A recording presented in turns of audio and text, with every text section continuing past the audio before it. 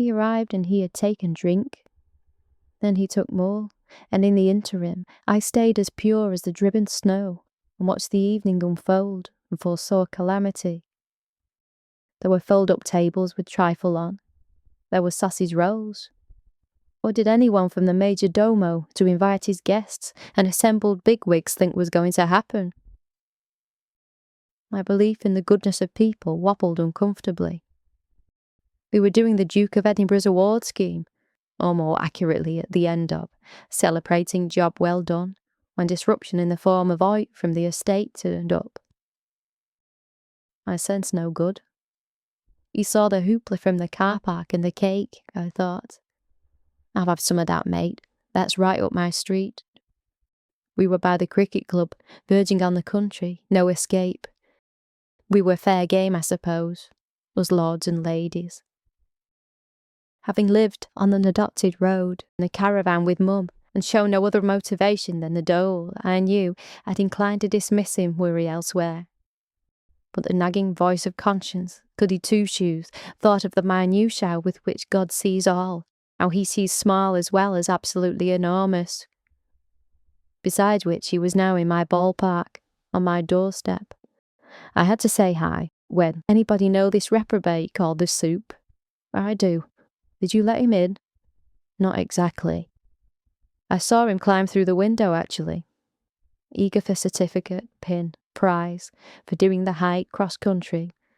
This disruptive influence put me in mind of more. Would I get gold star for helping out the unfortunate? For nurturing a vagrant to full health, like an injured sparrow under wing? Mother Teresa who thinks of the poor and of her CV, and in the midst of a sixth form throng says, "Hello, Chief." Well, full transparency, I knew him, reader. We went right back to primary school. We were checked for nits in the same queue. We ate crayons in art.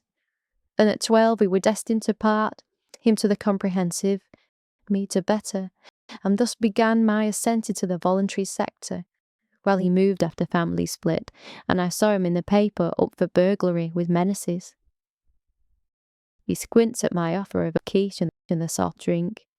He's after more white spirits, but I say no can do, and does he recognise me anyway? I see mini cheeses in folds of his sleeveses, and the evidence of taramasalata on his chin, and he's still the devil kid who spat pea shooter at the back of the RE teacher's neck.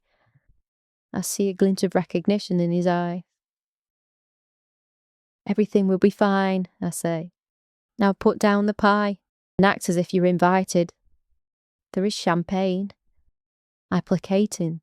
All at once he smiles. I have damped down a potentially nasty situation, and the hum of conversation from the Cub Scouts group behind resumes. Local dignitary schmooze.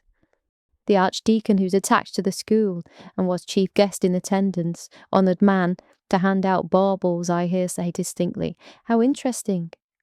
We are back to polite how-do-you-dos. And Vince, to give him a name, thy friend and companion, I ply with a little bit of drink set by for celebration. He says, "What's all this then?" And I say nothing. And it seems right. I'm shrugging. The ghost of a child is upon me. It reminds how all this thrusting, achievement, my airs and graces were once dirty knees and getting into scrapeses, and with kids like these who were just friends, who didn't serve solely to cement my attempt to get into Oxford.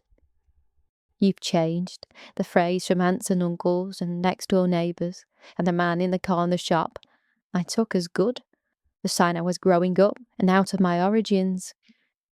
Now I see it as criticism, the disappointment, the effort involved in my distancing. I want to cry. I want to try some of that white lining he's got tucked up his jumper.